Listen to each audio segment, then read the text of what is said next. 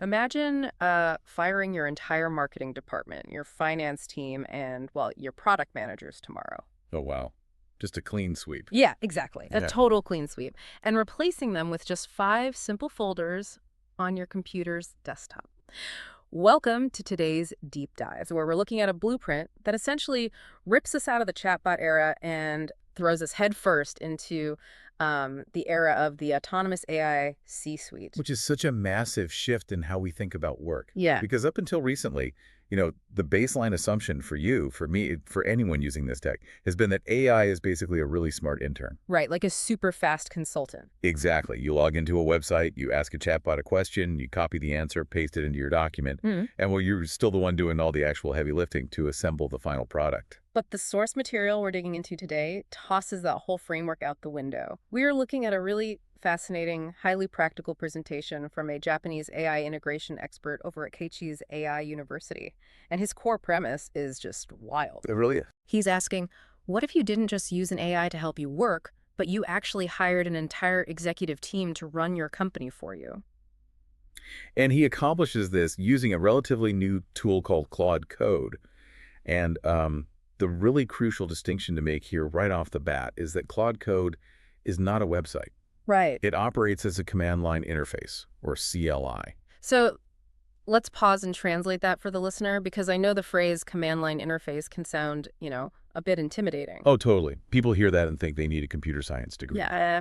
But instead of opening a web browser with the slick chat window, you're opening your computer's terminal, like that black screen with the plain white text where developers usually type The commands. matrix screen. Exactly, the hacker screen.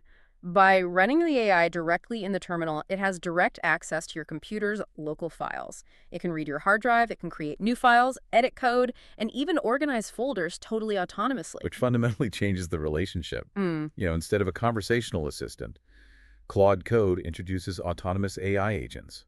To put this in perspective for you, the listener, it's kind of like the difference between driving a manual transmission car and managing a fleet of self-driving taxis. Oh, that's a great way to put it. Right, you aren't typing the report anymore. You are summoning a research agent, passing its work to a writing agent, and then handing that off to an editing agent.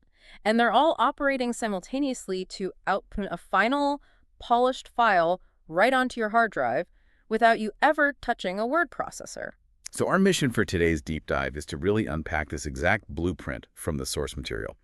We're going to explore how to structure, how to manage, and how to scale this autonomous workforce. Because it's a completely different skill set, right? Exactly. We want to see what this means for the future of your own individual productivity. Because, like you said, managing a digital C-suite requires a very different approach than traditional work. So, before you can hire these digital executives, you obviously have to build them an office space. In the physical world, office layout dictates workflow. And the same is true in the digital world. The physical software environment dictates how effectively these AI agents can do their jobs. Yeah, and the source material is remarkably specific about this environment. The speaker strongly advises using VS Code Visual Studio Code as your foundational workspace, rather than newer AI-specific code editors like Cursor. Which feels super counterintuitive to me. I mean, I know a lot of people in the tech space are absolutely obsessed with Cursor right now because it has AI built right into the interface. Why would he go back to VS Code? It really comes down to system resources. And, well, wait, Cursor is a fantastic tool, no doubt, but it can get quite heavy and laggy when you push it to its absolute limits. Oh, so it bogs down the machine. Yeah, exactly. When you're running multiple autonomous agents simultaneously inside your terminal, you need a foundation that is incredibly lightweight and incredibly fast. And VS Code provides that bare-bones, stable environment. I see. It's kind of like comparing a massive heavy-duty commercial kitchen to a really sleek, streamlined food truck prep station. Like if you're trying to manage a fleet of 15 food trucks at once, you need the fast, lightweight setup where the whole system just crashes. There's a perfect visualization. So once you have that lightweight workspace, you need to build the brain of your company. The speaker refers to this as the context folder, or sometimes the knowledge folder. And this is basically the central hub, right? It is the single most critical element of the entire system. This is where you dump all your raw materials, your daily diaries, random shower thoughts, raw sales data, meeting transcripts, primary source information. Everything goes into this centralized folder. I can hear people right now asking, well, why bother downloading all that? Can't the AI just, search the web for whatever it needs? Sure, it can search the web, but AI is only as good as the grounding truth it can access. Right. If you want these agents to act as your personal executive team, they need to deeply understand your specific business, your unique voice, and, your historical goals. Otherwise, it just sounds like a robot. Exactly. If you don't provide a robust, localized context folder, the AI will just give you generic, surface-level outputs scraped from the internet. It absolutely needs that raw, localized data to make intelligent, highly customized decisions on your behalf. Okay, so the office is built and the brain is loaded with data. This is where the presentation gets so fascinating to me. The speaker details the exact folder structure he uses to represent his AI employees. Yeah, this is the C-suite. Right. He literally sets up 5 distinct folders on his hard drive and treats them like 5 AI executives. Can you walk us through this setup? It really is a compartmentalized digital company. Yeah. So first, you have the CMO folder, the Chief Marketing Officer. This directory is strictly dedicated to handling YouTube scripts, social media posts, and landing page copy. Okay. Next is the CPO, the Chief Product Officer. That folder is tasked with designing seminar structures, outlining curriculums, and putting together educational slide decks. Then you have the CFO folder for finance. And this honestly blew my mind. This agent analyzes sales data, processes expenses, and actually auto-generates your final PDF invoices. I mean, I don't even have to open Excel or a billing software. It's wild. And moving down the list, you have the CSO, your head of sales. This directory ingests raw customer conversation logs and uses them to constantly refine and improve your sales pitches. And the last one? Finally, the CDO, or CTO, the tech lead. This folder manages all your internal tools, your prompt structures, and the actual Claude Code instructions themselves. Okay, hold on. I really need to push back on this entire concept for a second. Sure, go for it. If I am setting up an autonomous AI to do my marketing, my product design, my accounting, my sales, and my tech design, what do I actually do all day? That is the big question. Right. If the AI is generating the invoices and writing the code, what is the human's role in this completely new company structure? Well, the source has a very clear philosophy on this. Humans most fundamentally transition from being doers to being organizers and final decision makers. You basically become the conductor of the orchestra. Let's ground that a bit.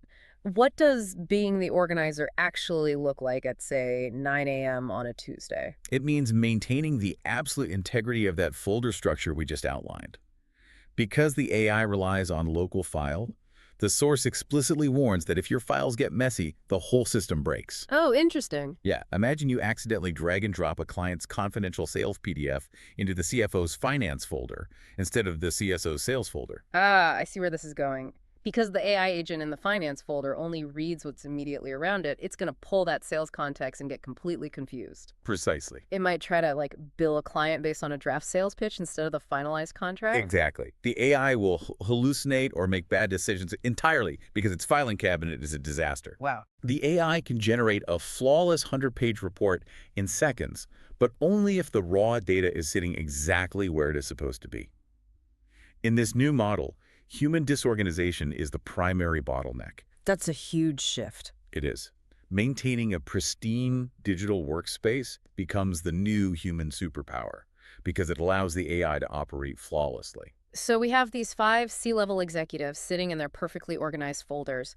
But, anyone who has ever managed a real human team knows that if you just put 5 executives in a room without a shared vision, they're going to sprint in completely different directions. Oh, absolute chaos. Right. So we need a corporate handbook. Yes. You need to program their personalities, their constraints, and their rules of engagement. Uh-huh. And in the Claude Code ecosystem, this all begins with a global rules file, which is typically named cloud.md. It's essentially a markdown text file that acts as the constitution for your digital company. Every single time Claude Code boots up, the very first thing it does is read that cloud.md file. It sets the baseline behavior for every agent across the board. So what kind of rules go in there? You place your universal, non-negotiable rules here. For instance, something like always separate objective facts from subjective opinions in your reports. Or, never delete a file without asking for human permission first. But the speaker highlights a highly specific technical quirk here that I found so relatable. You actually cannot make this global rulebook too long. No, you can't. If your cloud.md file exceeds roughly 2,000 to 3,000 characters, the AI starts to malfunction. And the mechanics behind that are tied to how large language models process information.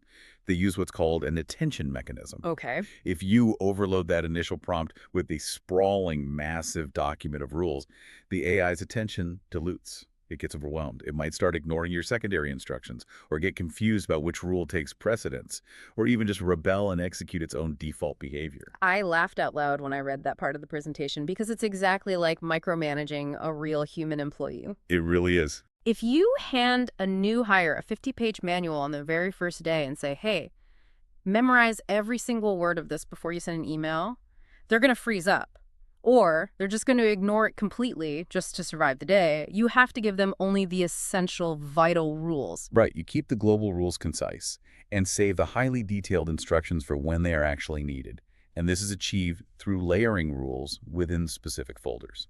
Explain how that localized layering works for us. So while your global cloud.md file is short, your individual folders contain their own highly specific rule files. Let's look at the CMO folder, for example. Okay. When you open your terminal inside the CMO directory, Claude Code reads the global rules first, but then it immediately reads the local text file sitting in that specific marketing folder. Oh, that's the how. That is how it knows it is the marketing director today. It absorbs the localized environment before you even type a single prompt. Yes, exactly. So the CMO folder might have a rule document that says, whenever you are working in this directory, focus entirely on lead generation funnels, use direct response copywriting techniques, and target a Gen Z demographic. And the other folders. The CPO products folder never sees those rules, so it doesn't get burdened with marketing logic when it's just trying to design a seminar. It's just brilliant context-aware management. And it gets even more granular with what the speaker calls the skills library. This part is huge for saving time. Right. Instead of typing out a massive prompt every single time you want a specific task done, you create an automatic skill file. Walk us through a scenario of how a skill actually executes. Let's say you want to create a landing page for a new course. You have a messy, kind of bulleted thought process saved in your diary over in the context folder. You tell the CMO agent to load the direct response copywriter skill. So what is actually inside that skill file? It's a pre-written set of instructions. It says, analyze the raw diary text, identify the core value proposition, structure a landing page using the AIDA framework, which is attention, interest, desire, action, and then output the final text in properly formatted HTML. Wow. And because you saved that as a skill weeks ago, you just type one sentence in the terminal. Use the copywriter skill on today's diary entry. And boom. The agent reads the diary, adopts the predefined persona, structures the argument, writes the HTML, and saves the file to your hard drive, all totally autonomously. And the speaker notes that you should be hoarding these skills. You can easily build up a library of 50 to 100 specialized skills. You're essentially turning your local hard drive into an on-demand talent agency. Need a data analyst? Load the skill. Need a social media manager? Load the skill. Exactly. So we have the office, the files, and the specialized skills. But how do you actually run all of this at the same time without the system just completely choking? Yeah, how does the computer not explode? To execute this, you have to fundamentally change how your screen is set up. And this brings us to the factory floor. So if you're listening, picture this setup. You open your code editor, but instead of one big window, you split your computer screen into 3 vertical terminal panels side by side. And this split terminal workflow is where the real productivity explosion happens. Let's map it out. In the left panel, you tell your CMO agent, draft a marketing script based on my latest notes. Now, normally if you're using a web browser chatbot, you have to sit there and watch the cursor blink while it thinks and types out the answer. Right, you're just waiting. But not in the terminal. While the CMO is working in the left panel, you immediately move your mouse to the middle panel. And in that middle terminal, you tell your CSO agent, review the sales logs from yesterday, identify the top 3 customer objections, and write rebuttals. And while that agent is spinning up, you jump to the right panel and tell the CFO agent, generate a PDF invoice for Client X based on the new contract. It's incredible. You are orchestrating parallel workflows. You aren't waiting for the AI, and the AI agents aren't waiting for each other. The efficiency gains documented by the speaker here are staggering. A multi-step business process that used to take him, say, 100 minutes to complete sequentially is reduced to 45 minutes. less than half the time. And often, it drops down to 10 or 20 minutes because everything is executing simultaneously. But, and this is wild, the speaker takes this to an extreme that I genuinely struggle to wrap my head around. He casually mentions that he regularly runs up to 15 AI agents simultaneously. 15 independent autonomous processes running at the exact same time. Okay, I have to call a timeout here. 15 agents at once. I mean, I lose track of what I'm doing when I have 3 browser tabs open and a Word document. Yeah, it sounds impossible. How does managing 15 terminal windows not result in absolute paralyzing chaos? Your skepticism is completely justified, and the speaker actually validates that concern. He admits that running 15 parallel agents places an incredibly heavy cognitive load on him as the human operator. I can only imagine. It is mentally exhausting to direct that much simultaneous traffic, ensuring each agent has the right context and is executing the right skill. So why do it? If it's that exhausting, what's the point? Because the return on investment for that cognitive load is astronomical. Yes, you might be exhausted after 2 hours of orchestrating, but the resulting output is the equivalent of a massive corporate team working around the clock for a whole week. And these agents aren't just working in isolation, right? They actually collaborate in what the source calls agent synergy. Yes, this is where we move past individual task automation and into complex systems thinking. Using agent teams, you can deploy multiple AIs to tackle different facets of the same problem simultaneously. Can you give the listener a concrete example of that synergy? Like, how does that actually play out? Sure. Imagine you need to prepare a comprehensive consulting report on a new market. You don't ask one AI to write the whole thing. You deploy 3 agents at once. Okay. Agent 1 is tasked strictly with researching competitor A. Agent 2 researches competitor B. Agent 3 analyzes macroeconomic industry trends. And they're all working at the same time. Right. They all work in parallel, saving their findings as text files. Then you trigger a 4th agent, a synthesis agent, that reads those 3 files and merges them into one master, highly nuanced report. It's just beautiful. You can apply the same logic to content creation, too. Like, the CMO agent can take a single core article you've placed in the context folder and simultaneously branch it out. Yep. It writes a professional post for LinkedIn, a snappy thread for X, and a conversational post for Facebook all at once. And because we're operating in the terminal, it is completely trivial to connect other external tools through APIs. Right. An API is basically simply a bridge that allows 2 software programs to talk to each other without a human interface. Exactly. And the source notes he uses an image generation tool called Nanavana. So how does that handoff work in practice? Like, how do the agents talk to Nanavana? When the CMO agent finishes writing a YouTube script, it automatically triggers a terminal script that calls the Nanavana API. It sends a summary of the script to Nanavana, which then generates a custom YouTube thumbnail image and saves that image file directly back to your hard drive. 0 human friction. You don't open a browser, you don't copy text, you don't download an image, it just appears in the folder. Like magic. But obviously, orchestrating this massive symphony of 15 agents and API calls requires precise controls. If you are managing that much traffic, you need a serious control panel. You do. If you're going to use Claude Code at this level, the speaker emphasizes that you must master 3 specific commands.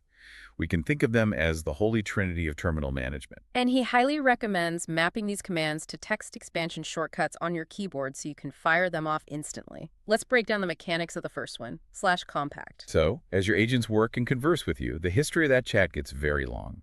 AI uses a finite amount of memory, which is known as a context window, to remember the conversation. Right, and when it fills up. If that memory gets too full, the AI slows to a crawl and starts getting really confused. The /compact command solves this. How does it lighten the load without losing the plot? It acts recursively. It takes the massive conversation history, intelligently summarizes it down to its core bullet points, and then replaces the long history with that short summary. Oh, that's clever. Right. It keeps the vital context intact, but drastically frees up the memory load so the agent can keep working at full speed. It's like having an assistant read 50 pages of meeting transcripts and hand you a 1-page executive summary so you can keep moving. Perfect analogy. So command number 2 is /clear. This is your hard reset button. Typing /clear instantly wipes the AI's short-term memory or its cache. But why would you want the AI to suddenly forget everything it was just doing? Cross-contamination. If an agent just spent an hour writing really dense Python code for your finance tools, and Yeah. now you want that same terminal window to write creative marketing copy, that lingering coding context is going to cause weird formatting or hallucinations. Ah, so it gets stuck in coder mode. Exactly. Clearing the cache lets the agent start a brand new task with a completely clean slate. A digital power nap. And the final command is deeply strategic. /model. This allows you to hot swap the AI's brain on the fly, right in the middle of a workflow. Yes, and understanding when to use slash model is crucial for both speed and cost management. You absolutely do not use the smartest, most computationally expensive AI model for every single task. Because it's too expensive. It is a massive waste of resources and time. So what is the strategy for swapping these brains? You use the model called Sonnet as your default, everyday workhorse. It has the perfect balance of speed and intelligence.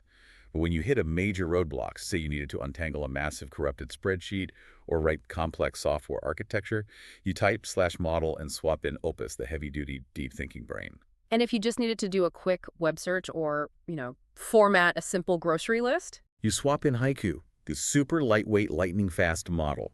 It's like having 3 different tiers of employees and assigning the task to the correct pay grade. Which inevitably brings up the financial reality of running this entire system. What is the true cost of operating a 15-person AI workforce? The numbers are fascinating. Basic, casual access to these tools might run you around 3,000 yen a month, which is maybe 20 US dollars. Very affordable. But to run 15 parallel agents constantly, without hitting usage limits, the speaker has to scale up his infrastructure significantly. Right, because he's burning through compute power. He utilizes a max plan 20x setup across multiple accounts. When you do the math on that compute power, he is spending around 100,000 yen every single month. That is roughly 600 to 700 US dollars. Now, I know for a lot of people, spending $700 a month on a software subscription sounds absolutely outrageous, but I think we have to reframe that. Yes, 100,000 yen is a massive software bill. But if you view it through the lens of payroll, you are paying $700 a month for a 15-person C-level executive team that works 24 hours a day, 7 days a week. They never sleep. They never take a sick day, and they instantly adapt to any new skill you program into them. When you look at it that way, it is unbelievably, almost absurdly cheap. And the broader implication here is the core takeaway for anyone listening. We are officially moving past the era of prompt engineering. Yes, success is no longer about how cleverly you can type a question into a web browser chatbot. We are entering the era of AI systems engineering. Your competitive advantage is no longer your prompt, it is your architecture. It Exactly. is how cleanly you could design a folder structure. It is how tightly you can establish global and local markdown rules. It is your ability to orchestrate parallel terminal workflows so that 15 agents can operate simultaneously without crashing into each other. And that brings this right back to you, the listener. Whether you're a solo entrepreneur trying to scale your business, a manager at a large corporation looking for team efficiency, or honestly, just someone trying to organize your personal passion projects, take a hard look at your digital workspace right now. Look at your context folder. Yeah. Think about your context folder. If you had to hand over your entire digital life to an AI executive tomorrow morning, is your filing cabinet ready? Or is it a complete disaster? Because moving forward, your personal organization is about to become your greatest asset. It really leaves us with a profound question about the near future. If a single person sitting at a laptop in their living room can direct 15 AI executives simultaneously to do the work of a mid-sized corporation, what happens to the traditional concept of a company? Wow. Yeah, that's heavy. In 5 years, will the most powerful and profitable companies in the world consist of thousands of employees spread across massive office buildings? Or will they just be one brilliant human orchestrator perfectly managing a highly organized hard drive? I have a feeling we're going to find out a lot sooner than we think. So are you going to keep driving that manual car, or are you ready to start managing the autonomous fleet? Thank you so much for joining us on this deep dive. As always, keep questioning, keep building, and we'll see you next time.